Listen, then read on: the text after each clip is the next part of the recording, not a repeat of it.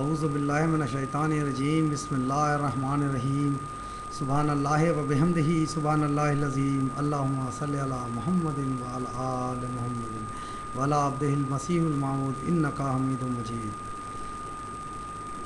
محترم دوستو، میں اپنے پچھلے کامنٹ میں کہہ رہا تھا کہ اگر ہندوؤں کے دیوی دیوتاؤں کو کوئی برا کہے تو یہ لازمی بات ہے اسے بھی برا لگے گا۔ اب شیخ صاحب نے اپنے جو کامنٹ کا نام ہی رکھا ہے، اس نام سے ہی پتہ چلتا ہے کہ اس قدر فتنہ و فسادی نام ہے، سیرت المہدی ان رنگیلا رسول اور سیم بکس احمدیہ۔ اس کا مطلب ہے کہ تمام جماعت احمدیہ جو ہے یہ کہہ رہی ہے۔ تو جس طرح تمام مسلمان ٹیررسٹ آج دنیا کہتی ہے، تو کیا شیخ صاحب آپ بھی ٹیررسٹ ہیں؟ آپ کو بن لادن کی طرح آپ کے ساتھ سلوک کیا جائے؟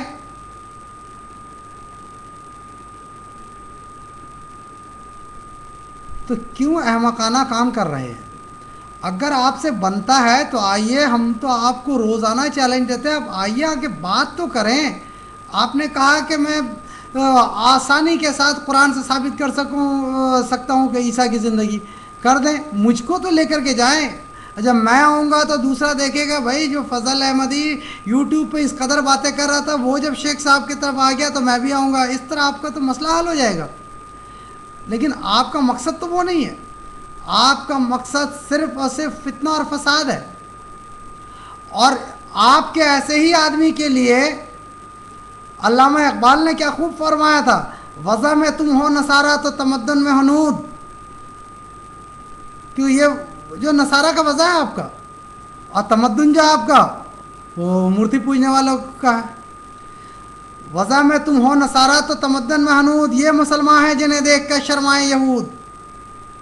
کہ یہود اس لیے اب شرمائیں گے کہ یہود جو ظلم کر رہے تھے رسول کریم صلی اللہ علیہ وسلم کی سیرت پر، کیونکہ رسول کریم صلی اللہ علیہ وسلم ایک مذہب کے بانی تھے، اور آپ آج وہی کر رہے ہیں جماعت احمدیہ کے ساتھ، تو آپ میں اس میں کیا فرق رہا؟ آپ نے اتنی باتیں کی ہیں، آپ میرے کامنٹ کے نیچے اتنا گالی گلوچ آتا ہے کریم وتھ لو کے نام سے، چلے کوئی اور ہے، مانتے ہیں کوئی اور ہے، تو آپ کا اخلاقی فرض نہیں تھا ایک بار بولیں یار کیوں گالیاں دے رہے ہو؟ یہ اخلاقی فرض نہیں تھا، آپ کس اسلام کی طرف بلا رہے ہیں؟ کیا رسول کریم صلی اللہ علیہ وسلم نے یہ سکھایا جب بات نہ کر سکو تو گالی گلوچ پوتا رہو؟ کیا قرآن یہ سکھایا ہے کہ گالی گلوچ دو؟ اب میرے کامنٹ کے نیچے اتنی گالیاں دی جاتی ہیں، میں نے تو کبھی گالی سے اس کو رپلائی نہیں کیا، میں خاموش رہ جاتا ہوں، کیوں یہ رسول کریم صلی اللہ علیہ وسلم کا سنت ہے۔ کفار مکہ اسی طرح کیا کرتے تھے اور رسول کریم صلی اللہ علیہ وسلم صبر کرتے تھے، کیونکہ رسول کریم صلی اللہ علیہ وسلم کو یہ معلوم تھا ان اللہ مع الصابرین، اللہ تعالیٰ صبر کرنے والوں کے ساتھ ہے۔ تو آپ کہنا کیا چاہتے ہیں؟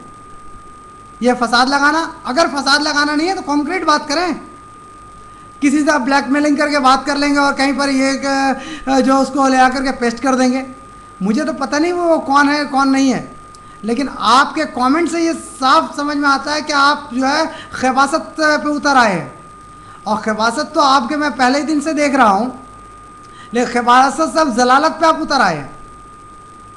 آنا ہے تو آئیے بات کرتے ہیں، کچھ پوائنٹ اٹھائیں، میں سوال کریں، آپ کچھ سوال کریں، کچھ میں سوال کروں، کچھ دوسرے سوال کریں، اس طرح کر کے ایک بات چلتا ہے۔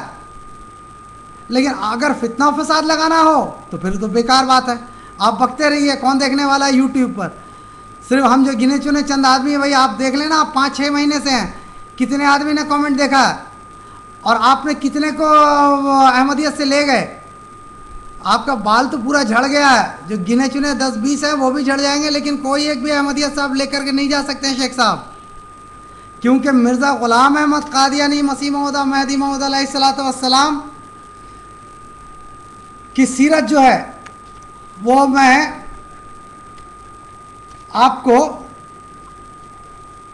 علامہ اقبال کے زبان میں سناؤں تو زیادہ بہتر رہے گا۔ علامہ اقبال کہتے ہیں ملت بیضا پر ایک عمرانی نظر، اس کتاب میں ملت بیضا پر ایک عمرانی نظر فرماتے ہیں، میری رائے میں قومی سیرت کا وہ اسلوب جس کا سایہ عالمگیر کی ذات نے ڈالا ہے، ٹھیٹ اسلامی سیرت کا نمونہ ہے، اور ہماری تعلیم کا مقصد ہونا چاہیے کہ اس نمونہ کو ترقی دی جائے اور مسلمان ہر وقت پیش نظر رکھیں۔ پنجاب میں ایسی سیرت کا ٹھیٹ نمونہ اسی جماعت کی شکل میں ظاہر ہوا ہے جسے فرقہ قادیانی کہتے ہیں۔ میں پھر پڑھ دے رہا ہوں، پنجاب میں اسی سیرت کا ٹھیٹ نمونہ اسی جماعت کی شکل میں ظاہر ہوا ہے جسے فرقہ قادیانی کہتے ہیں۔ علامہ ڈاکٹر سر محمد اقبال، ملت بیضا پر ایک عمرانی نظر، کیا ان کو معلوم نہیں تھا مرزا غلام احمد علیہ السلام کا کردار؟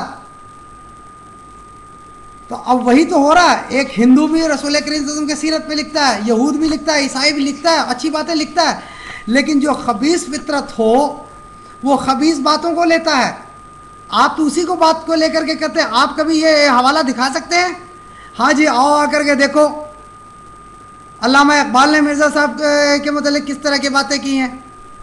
یہ آپ کا اسلام کا نمونہ، یہ رسول کریم صلی اللہ علیہ وسلم نے یہ سکھایا تھا، یہ سیرت ہے؟ آپ کیوں بات کرتے ہیں اسلام کی؟ آپ سے زیادہ تو نقصان یہود بھی اسلام کو نہیں پہنچا سکتا ہے، آپ جتنا پہنچا رہے ہیں۔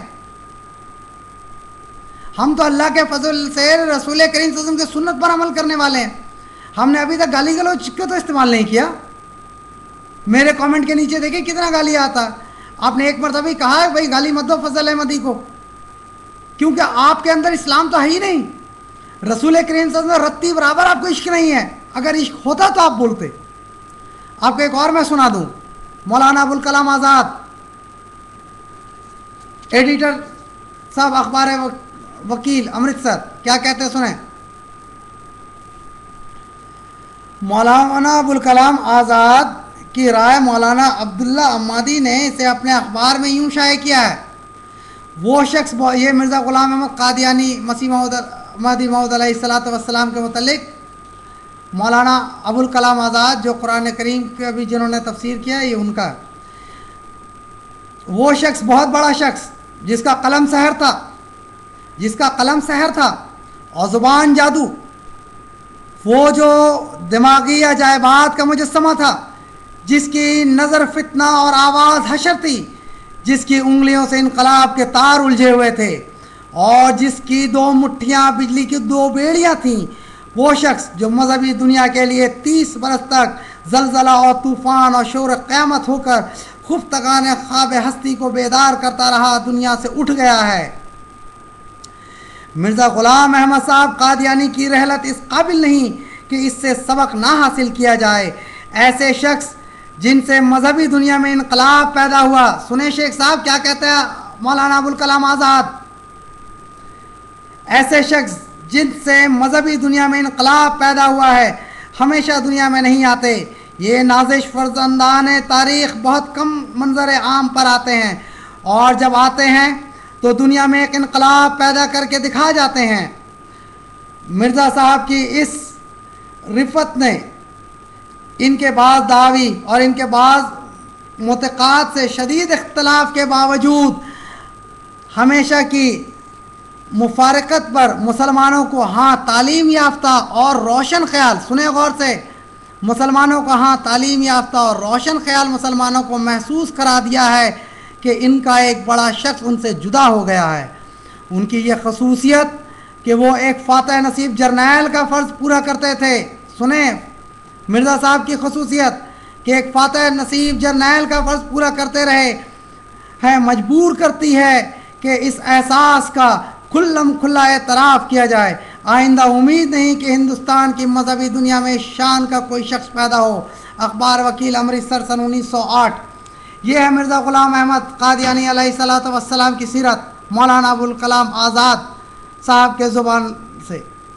ہم تو یہ پیش کرتے ہیں، مخالفین احمدیت کے منہ سے مرزا صاحب کی صداقت کو بیان کر رہے ہیں۔ آپ بھی آئیں، کچھ دلیل لے کر کے آئیں، کچھ ٹھوس بات کریں۔ آپ کے اندر دم ہے تو میں نے 2 حوالہ دیا، اس کو رد کر کے دکھائیں۔